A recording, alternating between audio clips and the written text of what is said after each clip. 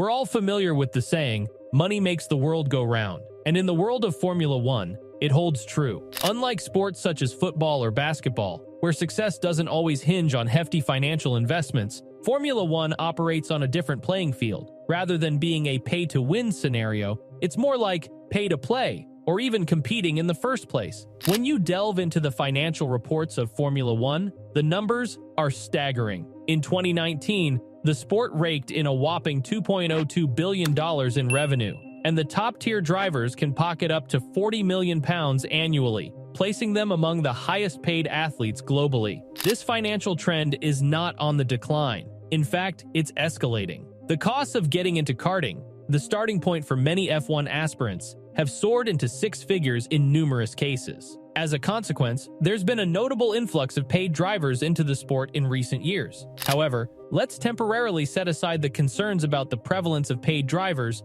and shift our focus to the teams that make Formula One the spectacle it is. So, Formula One is not just about racing cars. It's also a huge industry worth billions of dollars that employs many people. The teams in Formula One are like the companies in other industries, such as Google and Apple in the technology world. Like any business, the goal is to make more money than you spend. But how exactly do Formula One teams make money? And do they end up making a profit? To understand this, let's break down the costs and revenues of a Formula One team. Costs are how much money the team spends, and revenues are how much money they make. To make a profit, the team needs to earn more revenue than it spends on things like staff, equipment, and other expenses. Formula One teams have various costs and revenues that contribute to their financial picture. Some of these costs and revenues might not be immediately obvious. For example, teams spend money on things like research and development, travel expenses, and paying drivers and staff. On the revenue side, they earn money from sponsorships,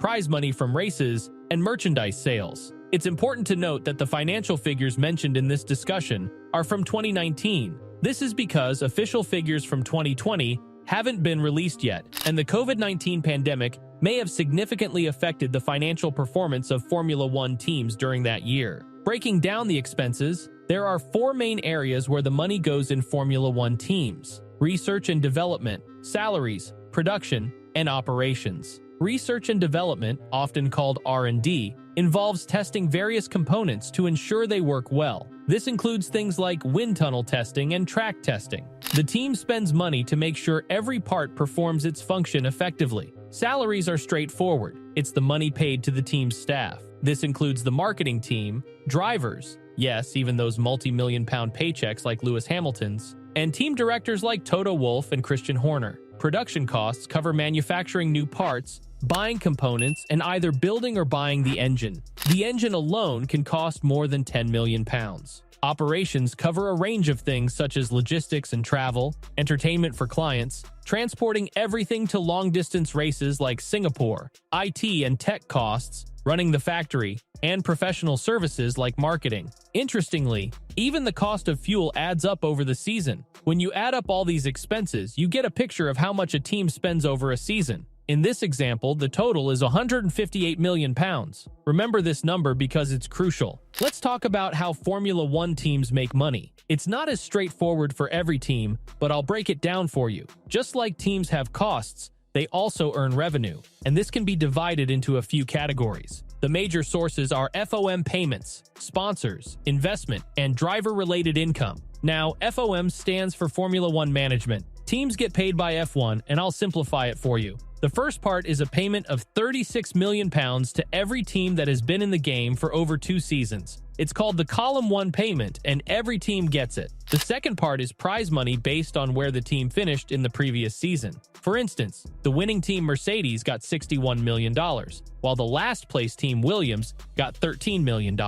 So far, so good, right? Now, the third part is a special payment called the LST, or long-standing team, mainly for Ferrari, and it's a whopping $68 million more than what Mercedes got for winning. There's also the Constructors' Championship Bonus, CCB, a $35 million reward for Ferrari, Mercedes, Red Bull, and McLaren for winning titles. Other payments include a $10 million heritage payment to Williams, $35 million to Red Bull for signing the Concord Agreement first, and $35 million to Mercedes for delivering on their promise of winning 2 titles. It might sound complicated, but that's how it is. Okay, so let's break this down in simpler terms. Imagine a team, like in a sports game, trying to make money. There are a few ways they can do this. First, they might get money from the organization that runs the game. Let's call it FOM. Then, they might get some money from people who want to invest in the team. Another way is through sponsors, companies that give them money in exchange for advertising their brand. Lastly, they might make money from their drivers, like if the driver brings in fans who buy team merchandise. Now, let's imagine a pretend team. They get $65 million from the game organization, $30 million from investors, $50 million from sponsors, and $20 million from their drivers. Add all that up and they have a total of $165 million in money coming in. If they take away all their expenses, like paying their staff and buying equipment, they're left with a profit of $7 million. But let's switch gears and look at a real team, like the champion team Mercedes. In 2019, they spent a lot of money, around $425 million, on things like researching and developing their cars, making them, and paying their star driver Lewis Hamilton. On the other side, they got money from the game organization, their parent company Daimler, and their sponsors and tech partners. Doing the math, it turns out they actually lost about $5 million that year. Now, if we look at all the teams in the game, almost all of them end up with about the same amount of money coming in as they spend. Some might make a little profit, some might lose a bit, but overall, it balances out. The thing is, for big car companies like Mercedes or Ferrari, being in the game isn't just about making money directly from it. It's more like a big advertisement for their regular cars. So even if they don't make a profit from the game itself, they still benefit because people who watch the game might decide to buy one of their cars. And if a team does end up making a profit, that's great because it means they have extra money they can use to make their cars even better, which is really important in the game. So even though making money in the game is tricky, it's still worth it for these teams in the long run. Next season, Formula One is going through some big money changes because of the budget cap. This is a rule that says teams can't spend more than $145 million.